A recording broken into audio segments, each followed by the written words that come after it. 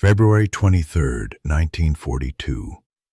German Naval High Command, Berlin. Vice Admiral Kurt Fricke set down the report and looked at the numbers for a long time without speaking. The report was a summary of U-boat operations in the Atlantic for the preceding 8 weeks. The numbers were extraordinary. Since January 12th, when Admiral Karl Donitz had launched Operation Drumbeat along the American eastern seaboard, German submarines had sunk 71 Allied ships. Tankers, freighters, cargo vessels, 500,000 tons of shipping sent to the bottom of the Atlantic in less than 2 months, at a loss of precisely 3 U-boats. The kill ratio was unlike anything the war at sea had produced. And the Americans, barely 6 weeks into the conflict, had no coherent anti-submarine response. Their merchant ships were still sailing without convoy escort, lit up at night against the glow of coastal cities that had not yet dimmed their lights. The U-boat commanders were calling it the second happy time. Fricke read the tonnage figures again. He reached for a different document, a pre-war intelligence estimate of Allied shipbuilding capacity. He ran the arithmetic. At the current rate of destruction, the Allies could not build ships fast enough to replace what the U-boats were taking. The arithmetic was clean. The supply line across the Atlantic, the line that fed Britain, that would need to sustain any future Allied army in Europe, was mathematically unsustainable.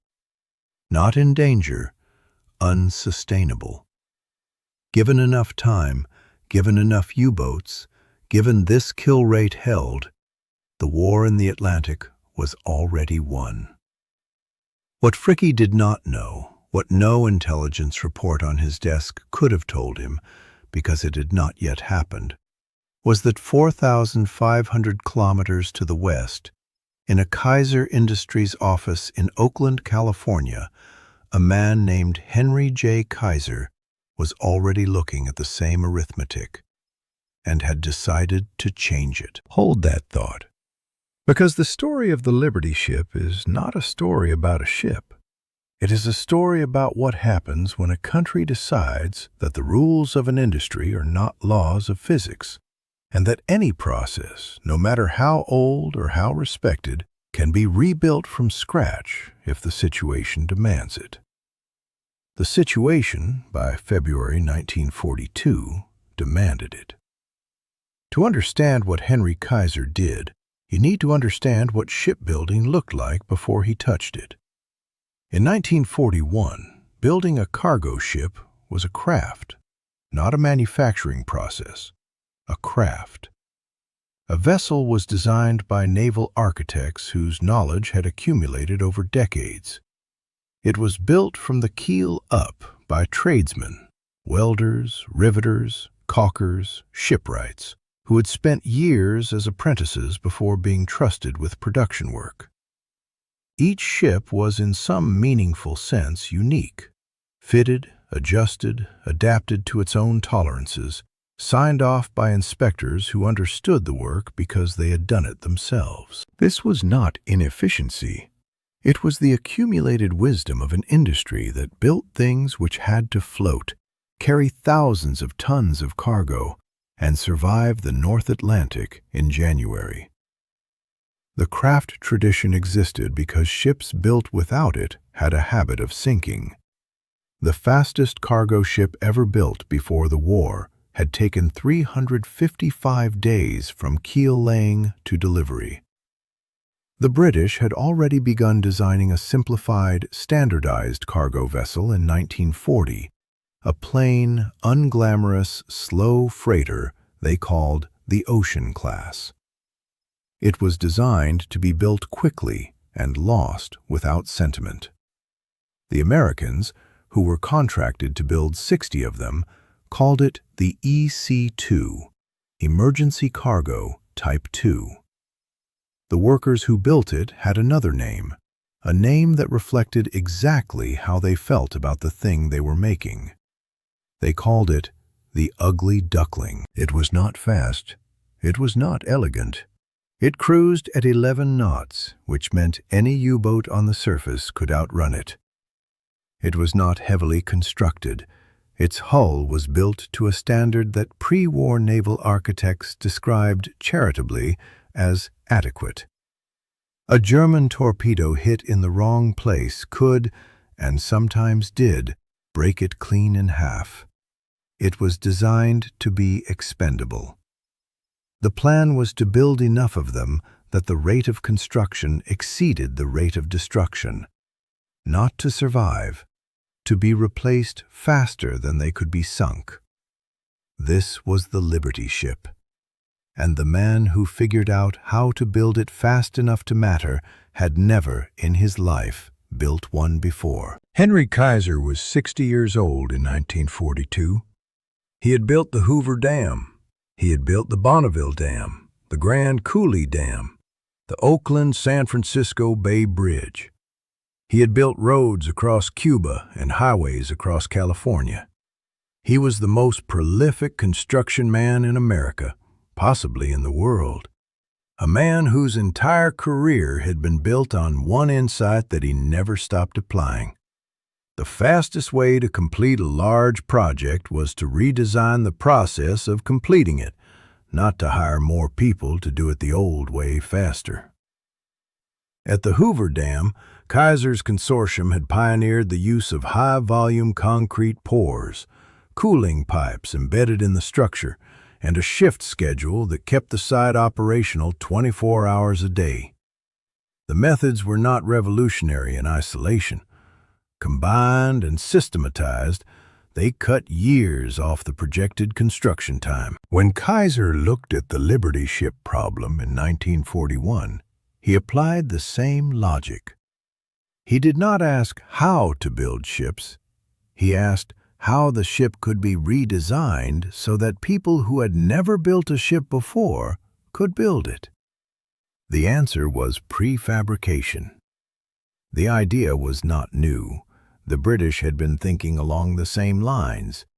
But Kaiser executed it at a scale and with a speed that turned an idea into an industry in less than a year. Here is what prefabrication meant in practice. Instead of building a ship from the keel up in a single dry dock, Kaiser's yards built it in sections, in factories and workshops spread across the shipyard and beyond. The bow was assembled in one location, the stern in another, the engine room section in a third, the midship deckhouse in a fourth. Each section was built by workers who did one type of work repeatedly until they were fast at it. Not craftsmen building a whole ship, specialists building a single component so many times that the motions became mechanical. Then the sections were moved by crane, by trolley, by brute force, to the assembly ways where they were welded together into a ship. This shift from riveting to welding was not incidental. It was central. Riveting required skilled workers, men who had spent years learning to drive a rivet correctly, to set the head flush, to apply exactly the right force. Welding could be taught to an unskilled worker in weeks. Not the deep craft of structural welding, which still required trained specialists for critical joints, but the production welding that made up the vast majority of the work. Kaiser recruited workers from the American interior, men and women who had never seen the ocean, let alone a shipyard, farm workers from Oklahoma, steel workers from Pittsburgh, domestic workers from Louisiana and Texas and Arkansas, black workers who had been systematically excluded from skilled industrial employment, and who Kaiser hired in numbers that made his yards the most integrated industrial workplaces in wartime America. He built housing for them. He built the first employer-sponsored healthcare system in the United States. Kaiser Permanente, which still exists today, specifically to keep his workforce healthy and productive. By mid-1942, the Richmond shipyard in California, 4 dry docks on the eastern shore of San Francisco Bay, was employing 100,000 workers. Most of them had no shipbuilding experience 6 months earlier, and they were building Liberty ships. The German naval staff had a metric they used to track the war in the Atlantic. They called it the tonnage war, Tonnagekrieg. The logic was simple.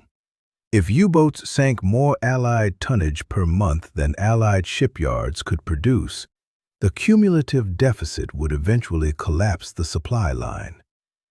Donitz believed, correctly, based on 1941 data, that he needed to sink approximately 700,000 tons per month to achieve this.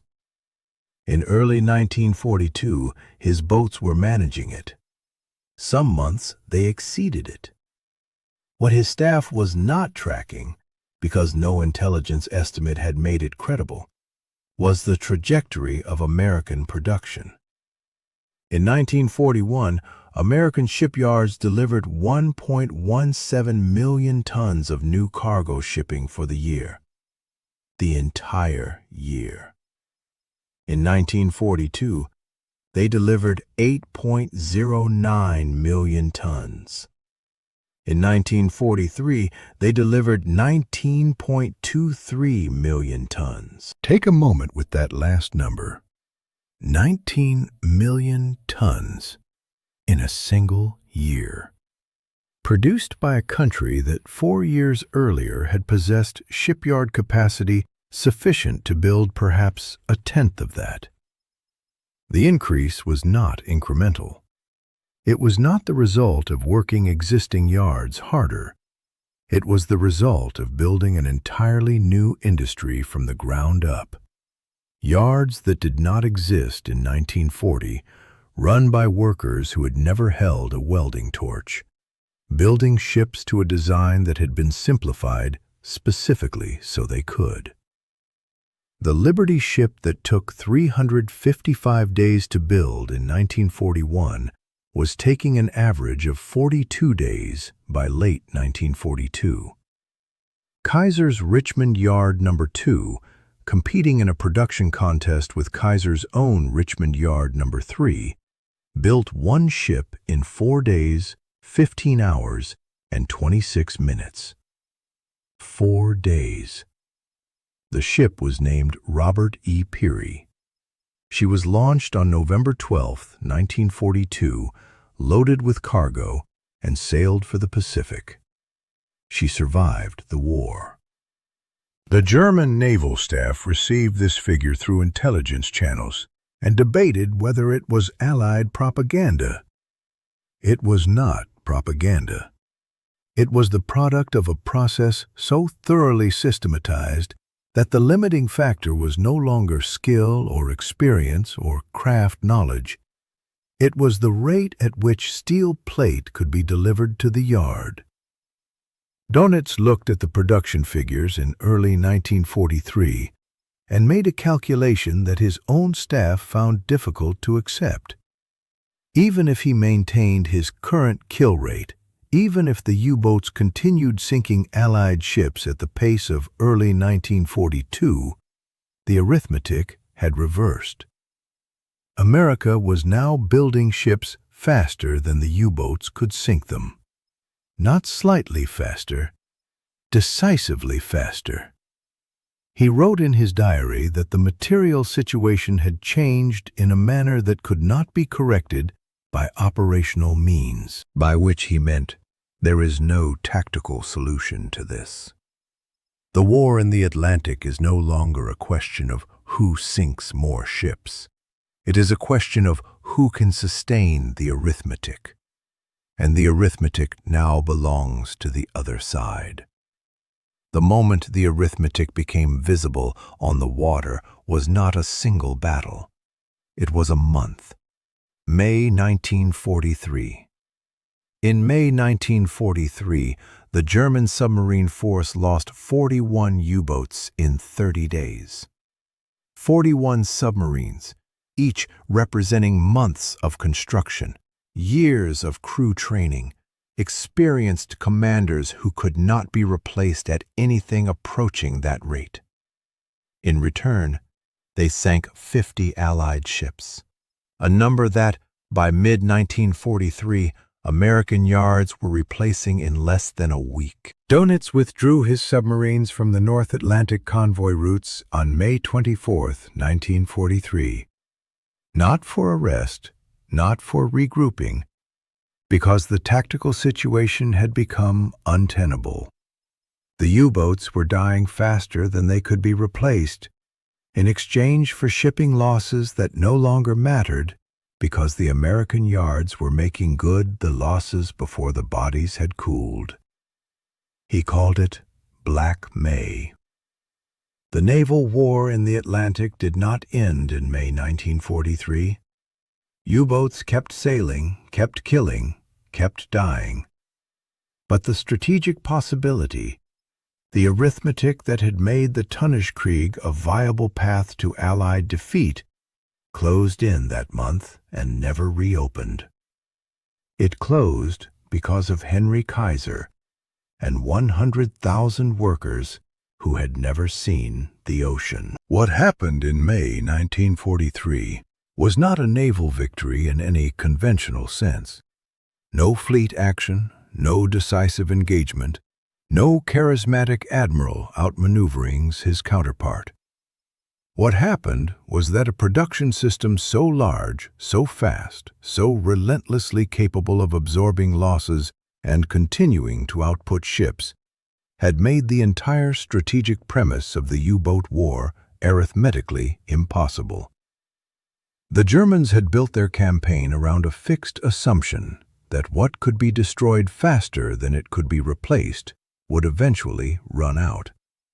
It was a sound assumption. It had worked in every theater where it had been applied. It had never been applied against an opponent who could rebuild faster than the destruction could be inflicted, who had, in the space of 18 months, built an entirely new industry, trained an entirely new workforce, and redesigned an ancient craft into a production process so efficient that the bottleneck was no longer human skill, but the rate of steel delivery. That opponent existed because one man in Oakland had looked at a ship and seen not a vessel, but a system, not a craft, but a sequence, not a job for specialists, but a problem of organization. Henry Kaiser had never built a ship before 1941. By the end of 1945, his yards had launched 747 of them. The Robert E. Perry, the ship built in 4 days, 15 hours, and 26 minutes, was scrapped in 1963. No ceremony, no memorial. She had done her job, and the world had moved on to newer, faster vessels. Most of the Liberty ships that survived the war were scrapped within a decade of its end. They had been designed to be disposable, and disposable they were. Of the 2,710 Liberty ships built during the war, 200 were lost to enemy action. 200 ships. Against a background of 2,710 produced, a loss rate of 7% that the system absorbed without hesitation, without slowing, without any perceptible change in the output trajectory. There are 2 Liberty ships still afloat today. The SS Jeremiah O'Brien in San Francisco, preserved as a museum ship, and the SS John W. Brown in Baltimore. They are almost identical. They were built by different yards in different cities by different workers to the same standardized design, and the parts are interchangeable, as they were always intended to be, because the system that built them was designed so that no single component, no single yard, no single worker was irreplaceable. That was the point. The entire point. The Americans had not built a better ship. They had built a better way to build ships. A system so deliberately depersonalized, so carefully designed to distribute the skill requirements across the widest possible population, that a woman who had been a seamstress in Oklahoma 6 months earlier could perform the welds that held a hull together in the North Atlantic. And she did. By the hundreds of thousands. Vice Admiral Fricke, who had run the Atlantic tonnage arithmetic in February 1942 and concluded the war at sea was won, survived the war. He was never tried at Nuremberg. His decisions were operational rather than criminal. He retired and lived quietly in West Germany, dying in 1971. There is no record that he ever spoke publicly about the Liberty ship program or what it had done to the calculation he made in Berlin in the winter of 1942. But the arithmetic spoke for him. He had looked at two numbers: ships sunk per month, ships built per month, and seen a German victory. What he had not seen, because it did not yet exist, was a man in California who was about to make one of those numbers irrelevant. The ship that broke the U-boat war did not have guns. It did not have armor. It cruised at 11 knots, and its hull could be snapped by a single torpedo. It was ugly, slow, and everyone who built it knew it was expendable. It was also, in the end, the most important weapon the Allies possessed. Not because of what it carried, because of how fast it could be replaced. Because of what it proved, that in a modern industrial war, the most dangerous thing your enemy can do is not destroy your ships. It is to destroy them faster than you can build them. And the most dangerous thing you can do in return is build them faster than they can be destroyed. The Americans figured that out. Henry Kaiser figured out how to do it. And 100,000 people who had never seen the ocean built it. If you stayed with this story all the way to the end, thank you. That is over 13 minutes of real history, and it means something that you are still here. If this reached you, if the workers who welded hulls in the dark in Richmond, California deserve to be remembered, hit the like button. It is the single most effective thing you can do to help this story find the people who care about it. If you are not subscribed yet, now is the time. Hit subscribe and the bell, and you will not miss the next one. I would love to know where you are watching from today. Leave it in the comments. And if someone in your family served in the Second World War, a grandfather who sailed the Atlantic convoys, a great-aunt who worked the shipyards, anyone who was part of this, tell us about them. These stories survive because people like you keep passing them forward. Thank you.